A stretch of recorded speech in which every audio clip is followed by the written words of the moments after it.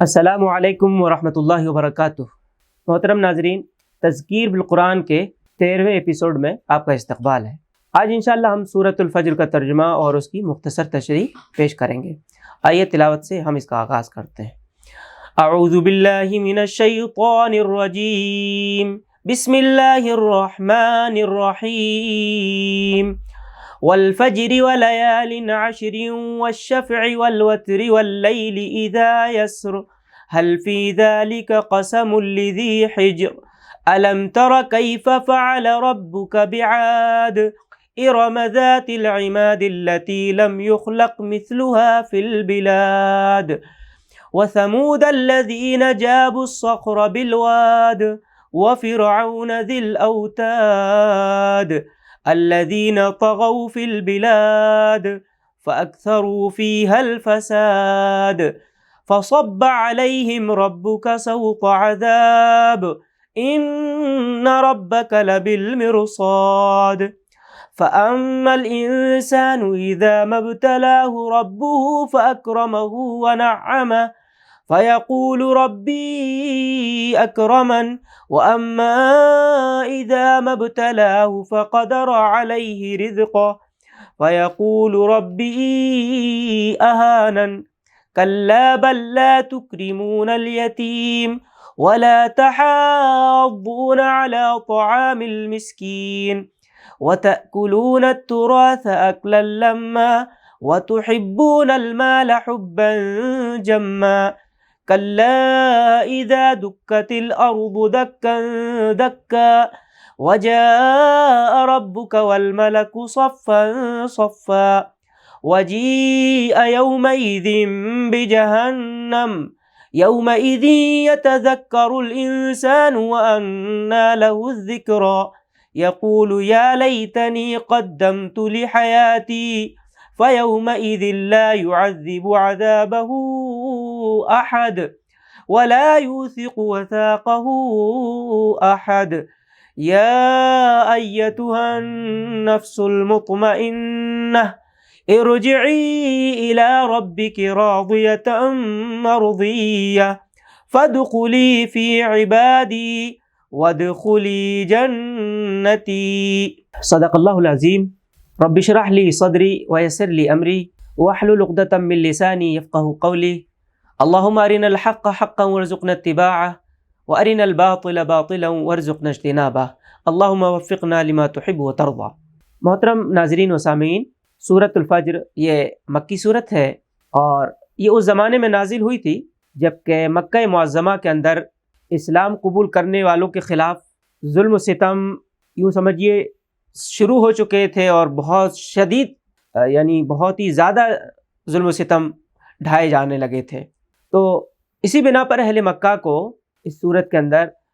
قوم عاد، قوم ثمود اور فرعون کے انجام سے خبردار کیا گیا ہے۔ اس صورت کا جو موضوع ہے وہ آخرت ہے، یعنی جس کا انکار اہل مکہ کیا کرتے تھے۔ اس کے لیے ترتیب وار استدلال پیش کیے گئے ہیں۔ سب سے پہلے چند قسمیں کھائی گئی ہیں اور اس کے بعد انسانی تاریخ سے استدلال کرتے ہوئے بطور مثال قوم عاد، قوم ثمود کے انجام کو پیش کیا گیا ہے کہ جب وہ کس طرح سے حد سے گزرے ہیں تو اللہ تعالیٰ کا عذاب ان کے اوپر ٹوٹا ہے۔ یہ بتایا گیا ہے، گویا یہ بتانے کی کوشش کی گئی ہے، یہ سمجھانے کی کوشش کی گئی ہے کہ جو کچھ ہو رہا ہے وہ ایک فرما روا ہے، قادر مطلق ہے، اس کی وہ نگرانی میں سب کچھ ہو رہا ہے کہ یعنی جب وہ حد سے گزرتے ہیں تو اللہ کا عذاب آ جاتا ہے۔ تو اس کی جو حکمت ہے اور اس کے عدل کا جو تقاضا ہے وہ یہی ہے کہ انسان کو جب اس نے تصرف اور اختیار دے رکھا ہے تو اس کا محاسبہ کرے، اس سے پوچھ تاچھ کرے، اس کی زندگی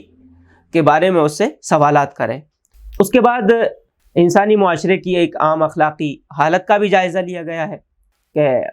کس طرح سے انسان کے اندر ایک مادہ پرستی کا ذہن بن جاتا ہے تو پھر کس طرح کی وہ حرکتیں کرنے لگتا ہے اور دنیا ہی کو سب کچھ سمجھنے لگتا ہے، عزت اور ذلت کا معیار وہ دنیا پرستی کو سمجھنے لگتا ہے۔ اسی طرح سے یتیم بچوں کے تعلق سے بات آئی ہے، میراث کے تعلق سے بھی بات آئی ہے، اور صورت میں یعنی آخر میں یہ بات کہی گئی ہے کہ محاسبہ ضرور ہو کر رہے گا، اور جو لوگ نیک ہوں گے، اچھے کردار کے مالک ہوں گے، ان سے کہا جائے گا کہ اب تم جنت کے اندر داخل ہو جاؤ، اللہ تم سے راضی ہے۔ اور جب جنت میں وہ داخل ہو جائیں گے تو ظاہر ہے ان کو بہت سی وہ تمام چیزیں حاصل ہو جائیں گی جن کا ان کو جو ہے دنیا کے اندر، جن کی امید ان کو دنیا کے اندر تھی، اور اللہ تعالیٰ وہ ان کی امیدوں کو پورا کر دے گا۔ تو فرمایا گیا قسم ہے فجر کی اور 10 راتوں کی اور جفت اور طاق کی اور رات کی جب کہ وہ رخصت ہو رہی ہو، کیا اس میں کسی صاحب عقل کے لیے کوئی قسم ہے؟ انداز بیان پر جب ہم غور کرتے ہیں تو صاف محسوس ہوتا ہے کہ کوئی بحث چل رہی تھی جس میں رسول اللہ صلی اللہ علیہ وسلم ایک بات پیش فرما رہے تھے اور انکار کرنے والے اس کا انکار کر رہے تھے، تو اس پر یہ قسم کھائی گئی ہیں اور یہ بتایا گیا ہے کہ محمد صلی اللہ علیہ وسلم جو بات کہہ رہے ہیں وہ سچ ہے، وہ برحق ہے۔ اور اس کے بعد یہ کہا گیا کیا اس میں کسی صاحب عقل کے لیے کوئی قسم ہے، یعنی کیا اس حق بات پر شہادت دینے کے لیے اس کے بعد بھی کسی قسم کی ضرورت باقی ہے کیا؟ تو اب سوال یہ پیدا ہوتا ہے کہ وہ بحث کیا چیز تھی، کس بات پر بحث ہو رہی تھی؟ تو 4 چیزوں پر گویا قسمیں کھائی گئی ہیں۔ تو جب ہم مطالعہ کرتے ہیں تو معلوم ہوتا ہے کہ جو بحث تھی وہ جزا اور سزا کے متعلق تھی۔ جن 4 چیزوں کی قسمیں کھائی گئی ہیں مجموعی نگاہ اگر ہم ان پہ ڈالیں تو یہ بات معلوم ہوتی ہے کہ جو رب قدیر ہے اس کائنات پر جو فرما روائی کر رہا ہے،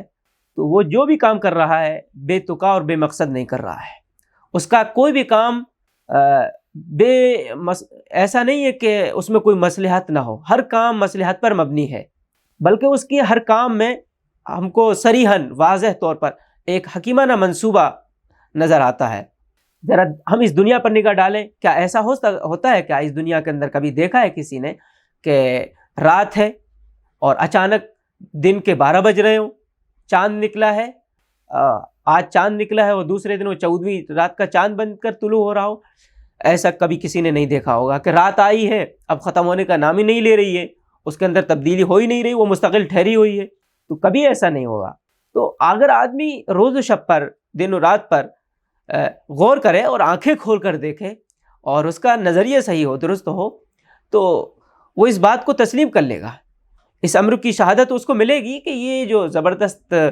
نظم و ضبط ہے کسی قادر مطلق کا قائم کیا ہوا ہے، اور اس کے قیام سے اس مخلوق کی بے شمار مصلحتیں وابستہ ہیں جسے اس نے اس زمین کے اندر پیدا فرمایا ہے۔ آگے فرمایا گیا ہے کیا تم نے دیکھا نہیں کہ تمہارے رب نے کیا برتاؤ کیا اونچے ستون والے عاد ارم کے ساتھ۔ اب آگے جزا اور سزا پر استدلال کیا گیا ہے کہ یہاں پر جن قوموں نے بھی آخرت سے بے فکر ہو کر زندگی گزاری ہے تو ان کا جو انجام ہوا ہے وہ بہت ہی بھیانک ہوا ہے، وہ ذلت اور رسوائی کے غار میں ہی جا کے گری ہیں آخر۔ تو فرمایا تم نے دیکھا نہیں کہ تمہارے رب نے کیا برتاؤ کیا اونچے ستونوں والے عاد ارم کے ساتھ۔ عاد ارم سے مراد قوم عاد ہے جس کی طرف حضرت ہود علیہ السلام بھیجے گئے تھے اور جس پر اللہ تعالیٰ کا عذاب نازل ہوا۔ اور آگے عاد ارم کے لیے ذات العماد یعنی اونچے ستونوں والے کے الفاظ استعمال کیے گئے ہیں، یعنی وہ بڑی بڑی اچھی اور شاندار عمارتیں بنایا کرتے تھے، اور دنیا میں اونچے ستونوں پر عمارتیں گویا بنانے کا جو طریقہ ہے انہوں نے ہی ایجاد کیا۔ قرآن مجید میں ان کی اس خصوصیت کا ذکر بھی ہم کو ملتا ہے کہ حضرت ہود علیہ السلام نے ان سے فرمایا اتبنون بکل ریع آیۃ تعبثون وتتخذون مصانع لعلکم تخلدون۔ یہ تمہارا کیا حال ہے کہ ہر اونچے مقام پر لا حاصل ایک یادگار عمارت بنا ڈالتے ہو اور بڑے بڑے قصر تعمیر کرتے ہو، یعنی بڑا شوق چل رہا ہے اور عمارت بنا ڈالی۔ اور آج بھی ہم دیکھتے ہیں کہ بس کسی کو شوق چل رہا ہے اور اس نے کوئی کام کر ڈالا، فضول پیسہ برباد کر دیتے ہیں، اس طرح سے فضول خرچی ہوتی ہے، گویا تمہیں ہمیشہ یہاں رہنا ہے۔ یعنی اس طرح کی مضبوط عمارتیں وہ بناتے تھے، ایسا لگتا تھا کہ اب بھی ان کو ہمیشہ یہیں رہنا ہے۔ آج بھی ہم اپنے دیکھتے ہیں کہ لوگ ایسے گھر تعمیر کر رہے ہیں، معلوم ہوتا ہے کہ ان کو ان گھروں کے اندر ہمیشہ رہنا ہے۔ تو ان سے یعنی ان قوموں سے عبرت حاصل کرنا چاہیے، نصیحت حاصل کرنا چاہیے، جن کے مانند کوئی قوم دنیا کے ملکوں میں پیدا نہیں کی گئی تھی،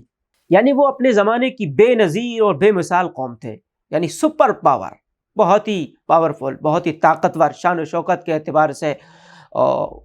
یعنی ان سے اس وقت اس زمانے میں ان کی ٹکر کی کوئی قوم تھی نہیں، ان سے کوئی ٹکر لینے والا، کوئی لوہا لینے والا نہیں تھا. یعنی ان کو اللہ تعالیٰ نے بہت سی دولتوں نعمتوں سے نوازا تھا. قرآن مجید کے اندر بھی ذکر ملتا ہے، فرمایا گیا وَزَادَكُمْ فِي الْخَلْقِ بَسْطَةً، تم کو جسمانی ساخت میں خوب تنومند کیا. آگے ایک جگہ فرمایا فَأَمَّا عَادٌ فَاسْتَكْبَرُوا فِي الْأَرْضِ بِغَيْرِ الْحَقِّ وَقَالُوا مَنْ أَشَدُّ مِنَّا قُوَّةً، رہے عاد تو انہوں نے زمین میں کسی حق کے بغیر اپنی بڑائی کا گھمنڈ کیا اور کہنے لگے کون ہے ہم سے زیادہ زور آور. وَإِذَا بَطَشْتُمْ بَطَشْتُمْ جَبَّارِينَ وَإِذَا بَطَشْتُمْ بَطَشْتُمْ جَبَّارِينَ، اور تم نے جب کسی پر ہاتھ ڈالا جبار بن کر ڈالا. تو یہ تھا ان کا حال، ان کی طاقت اور شان و شوکت کا. اور آگے سمود کا ذکر کیا اللہ تعالیٰ نے، اور سمود کے ساتھ، یعنی سمود کے ساتھ اللہ تعالیٰ کا کیا معاملہ رہا، اور سمود کے ساتھ جنہوں نے وادی میں چٹانیں تراشی تھی. سمود کے بارے میں بھی یہ ہم کو ذکر ملتا ہے تاریخ میں کہ یہ وہ پہلی قوم ہے جس نے چٹانوں کے اندر اس طرح کی عمارتیں بنائیں. اور میخوں والے فرعون کے ساتھ، یعنی فرعون یہ وہ بڑا ظالم اور زبردست بادشاہ تھا حضرت موسیٰ علیہ السلام کے زمانے میں، یعنی یہ فرعون جس کی طرف حضرت موسیٰ علیہ السلام اور حضرت ہارون علیہ السلام کو بھیجا گیا تھا، تو بڑا بادشاہ تھا. لیکن اللہ تعالیٰ نے اس کا کیا انجام کیا، اس کو نشان عبرت بنا دیا ہے نا. فرعون کو اس کی فوج کے ساتھ، اس کے لشکر کے ساتھ ڈبو دیا گیا سمندر کے اندر. تو اس کا ذکر فرمایا گیا. یہ وہ لوگ تھے جنہوں نے دنیا کے ملکوں میں بڑی سرکشی کی تھی اور ان میں بہت فساد پھیلایا تھا. تو یعنی ان فسادیوں اور ان دنگائیوں کو گویا یہ اللہ تعالیٰ کی طرف سے یہ بات خبردار کر دیا گیا ہے کہ اگر وہ فساد کرتے ہیں، دنگا کرتے ہیں، تو ان کو اپنے انجام سے خبردار رہنا چاہیے. اگر ان کو مہلت ملی ہوئی ہے تو ایک اللہ تعالیٰ کا منصوبہ ہے، پلان ہے نا، اس وقت تک ان کو مہلت ملی ہوئی، اللہ تعالیٰ فوراً نہیں پکڑتا ہے، ایک وقت دیتے ہیں اللہ تعالیٰ، مہلت دیتے ہیں. وَأُمْلِي لَهُمْ إِنَّ كَيْدِي مَتِينٌ، ہے نا. اور جب اللہ تعالیٰ کی پکڑ آتی ہے تو بہت سخت آتی ہے. اللہ کی جو لاٹھی ہے اس میں آواز نہیں ہوتی ہے نا، اللہ کی لاٹھی میں آواز نہیں ہوتی. إِنَّ بَطْشَ رَبِّكَ لَشَدِيدٌ. تو انہوں نے بھی، قوم عاد ہو، قوم سمود ہو، جب انہوں نے فساد پھیلایا زمین کے اندر، آخر کار تمہارے رب نے ان پر عذاب کا کوڑا برسا دیا. یعنی آندھی طوفان آیا اور اللہ تعالیٰ کا عذاب اس طرح ٹوٹا کہ وہ نیست و نابود ہو گئے. حقیقت یہ ہے کہ تمہارا رب گھات لگائے ہوئے ہے. گھات اس جگہ کو کہتے ہیں کہ کوئی شخص کسی کے انتظار میں اس مقصد کے لیے بیٹھا ہے کہ جب وہ نکلے گا تو اس کے اوپر فوراً حملہ کر دیا جائے گا. یعنی جو شخص نکلنے والا ہے یا کوئی یعنی شکاری ہے، اس کو خبر نہیں ہے، وہ بے فکر ہے، اپنی مستی میں مست ہے. تو اسی طرح سے ظالموں کا انجام ہونے والا ہے کہ وہ آج تو اپنی مستی میں مست ہیں، اپنے غرور میں اور تکبر میں پڑے ہوئے ہیں. وہ اپنے آپ کو پتہ نہیں کیا سمجھ رہے ہیں، ہے نا، اپنے آپ کو خدا گویا بن بیٹھے ہیں اور اپنی زندگی کو ایسا سمجھ رہے ہیں کہ ہم کو مرنا نہیں ہے نا. جس کے اوپر جیسے چاہو ظلم کرو، لوگوں کو جیسے چاہو ستاؤ، لوگوں کو جتنا چاہو مارو پیٹو، ہے نا، اور ہم کو کوئی دیکھنے والا نہیں ہے. لیکن اللہ تعالیٰ ان ظالموں کو دیکھ رہا ہے، اللہ تعالیٰ ان ظالموں کو دیکھ رہا ہے. ان کو اس بات کا احساس نہیں ہے کہ ان کی حرکتوں سے کوئی واقف ہے، ان کی ایک ایک حرکت ریکارڈ کی جا رہی ہے، ان کی ایک ایک بات ریکارڈ کی جا رہی ہے. مگر انسان کا حال یہ ہے کہ اس کا رب جب اس کو آزمائش میں ڈالتا ہے اور اسے عزت اور نعمت دیتا ہے تو کہتا ہے کہ میرے رب نے مجھے عزت دار بنایا. اور جب وہ اس کو آزمائش میں ڈالتا ہے اور اس کا رزق اس پر تنگ کر دیتا ہے تو کہتا ہے میرے رب نے مجھے ذلیل کر دیا. انسان کی جو مادہ پرستانہ ذہنیت ہے اس کا ذکر کیا گیا ہے، لوگوں کی جو اخلاقی حالت ہے اس کو بیان کیا گیا ہے. یعنی اس کو جب اقتدار مل جاتا ہے نا، اور کچھ اللہ تعالیٰ اس کو دے دیتے ہیں، مال و دولت سے نواز دیتے ہیں، تو یہ بڑا پھولنے لگتا ہے، اس کے اندر تکبر پیدا ہو جاتا ہے. گویا عزت اور ذلت کو اس نے معیار سمجھ رکھا ہے. اس کے نزدیک مال و دولت اور جاہ و اقتدار کا ملنا یہی کامیابی اور ناکامیابی کی دلیل ہے. حالانکہ اصل حقیقت یہ نہیں ہے. اصل حقیقت جسے وہ سمجھ رہا ہے وہ نہیں ہے. اللہ تعالیٰ تو اس طرح آزماتا ہے لوگوں کو کہ کسی کو اللہ تعالیٰ نے دولت اور طاقت دے دی ہے تو وہ بھی اس کا امتحان ہے. اس کو چاہیے کہ اگر اس کے پاس دولت آ گئی ہے تو قول و عمل سے اس کا شکر گزار بن کر رہے، اگر نہیں ہے تو اللہ تعالیٰ کا پھر بھی شکر ادا کرے کہ اے اللہ جس حال میں تو نہ چاہے ہم تیری رضا پر راضی ہیں۔ کسی کو اللہ تعالیٰ مفلس اور تنگحال بناتے ہیں تو اس کا مطلب یہ نہیں کہ اللہ تعالیٰ اس سے راضی نہیں ہے یا پھر اللہ تعالیٰ اس سے ناراض ہیں، بلکہ اس کے صبر کا امتحان ہے کہ وہ صبر و قناعت کے ساتھ راضی برضا رہتا ہے یا نہیں، یا اسی طرح سے جو جائز حدیں ہیں ان کو پار تو نہیں کرتا ہے۔ تو انہی باتوں کا یہاں پر ذکر کیا گیا ہے۔ ہرگز نہیں، یعنی یہ عزت اور جو ذلت کا معیار تم نے بنا رکھا ہے یہ صحیح بات نہیں ہے، بلکہ تم یتیم سے عزت کا سلوک نہیں کرتے، یعنی اس کا باپ زندہ ہے تو اس کے آگے پیچھے ہیں، کسی کا باپ زندہ ہے تب تک تو بیٹا بیٹا کر کے بات کر رہے ہیں، لیکن باپ چلا گیا، بچہ یتیم ہو گیا ہے تو رشتہ دار بھی اب پرائے ہو گئے، کوئی آنکھ پلٹ کر اس کی طرف نہیں دیکھتا ہے، اس کا کوئی خیال کرنے والا نہیں ہوتا ہے۔ تو یہ یتیموں کے ساتھ لوگوں کا برتاؤ، یہ حسن سلوک یہ ٹھیک نہیں ہے، یہ رویہ اللہ تعالیٰ کے یہاں اس کی بڑی پکڑ ہوگی، بہت باز پرس ہوگی۔ یتیم کے تعلق سے بہت ہی سخت باتیں ہیں، اگر ان کو انسان پڑھ لے تو اس کے رونگٹے کھڑے ہو جائیں۔ تو اس کی کفالت کرنا یہ بہت بڑی بات ہے، اللہ تعالیٰ کو خوش کرنے والی بات ہے۔ بلکہ تم یتیم سے عزت کا سلوک نہیں کرتے، یعنی جو جاہ و منصب، یعنی جن کے دل دماغ میں صرف پیسہ پیسہ بیٹھا ہوا ہے تو وہ کسی کی پرواہ نہیں کرتے، اور مسکین کو کھانا کھلانے پر ایک دوسرے کو اکساتے نہیں، یعنی خود بھی جیب سے کچھ نہیں نکالتے اور دوسروں کو بھی نہیں کہتے۔ یہ حال ہے، یعنی جتنا مل جائے اتنا کم ہے۔ جہنم کی وہ ایک وادی بھی اگر سونے کی مل جائے تو یہ دوسری وادی کی حرص کرنے لگے، ایک پلاٹ اگر اس کو مل گیا تو دوسرے کے چکر میں رہے گا کہ دوسرا بھی کسی طرح سے مجھے حاصل ہو جائے۔ تو یہ انسان کی جو مادہ پرستانہ ذہنیت ہے اس کو بیان کیا گیا ہے۔ اور میراث کا سارا مال سمیٹ کر کھا جاتے ہو، یعنی بچوں کا جو حق ہے وہ بھی کھا جاتے ہیں، اور بچیوں کا، عورتوں کا جو حق ہے وہ بھی کھا جاتے ہیں۔ تو میراث کے تعلق سے بھی ہمارے معاشرے کے اندر بہت ہی زبردست طریقے سے یہ بیماری پھیلی ہوئی ہے کہ لوگ میراث نہیں دیتے ہیں، خاص طور سے بچیوں کو نہیں دیتے ہیں، ان کا جو حصہ ہوتا ہے بس جہیز کے نام پر چند چیزیں دے دیتے ہیں، اور پھر اس کے بعد جو اس کا اصل حق ہے وہ اس سے جی چراتے ہیں۔ فرمایا آگے، اور مال کی محبت میں بری طرح گرفتار ہو، یعنی جائز اور ناجائز، حلال اور حرام کی تمہیں کوئی فکر نہیں ہے، جس طریقے سے بھی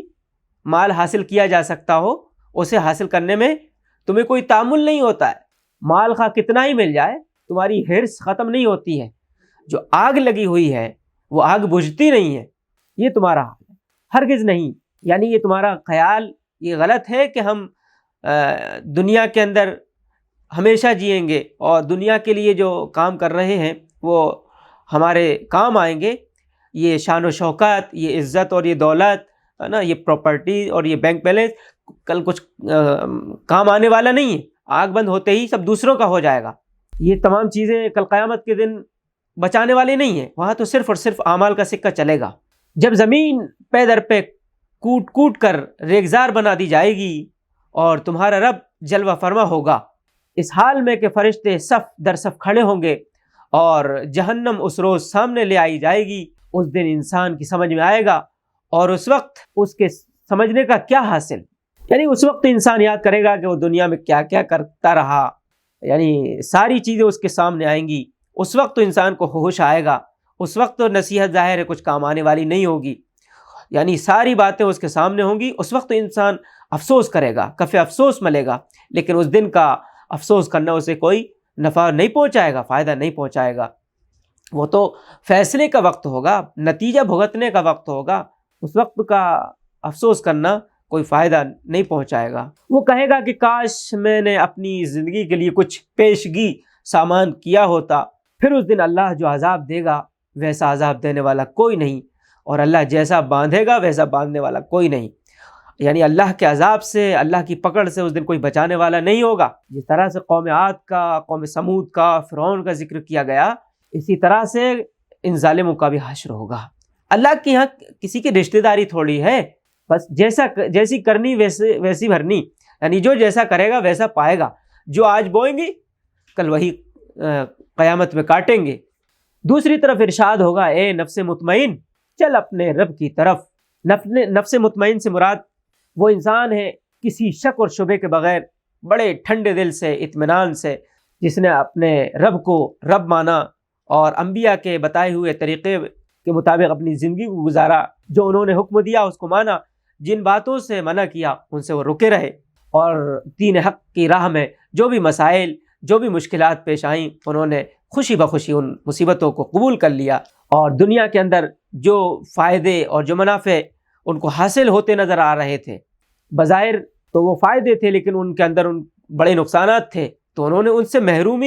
محروم رہ جانے کو ہی گویا گوارا کیا، اور پوری طور پر وہ مطمئن رہے کہ کسی طرح سے یہاں کی گندگیوں سے آلائشوں سے وہ پاک رہیں۔ تو اسی کیفیت کو قرآن مجید شرح صدر سے بھی تعبیر کرتا ہے۔ تو انہی کے بارے میں کہا گیا ہے کہ اے نفس مطمئن، چل اپنے رب کی طرف، یعنی یہ بات ایسے لوگوں سے موت کے وقت بھی کہی جائے گی، یعنی جب ان کی روح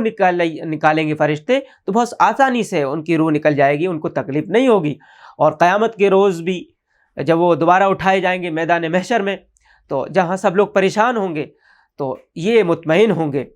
اور جب اللہ کی عدالت قائم ہو رہی ہوگی، پیشی ہوگی، تو اس وقت بھی ان سے یہی بات کہی جائے گی۔ گویا ہر مرحلے پر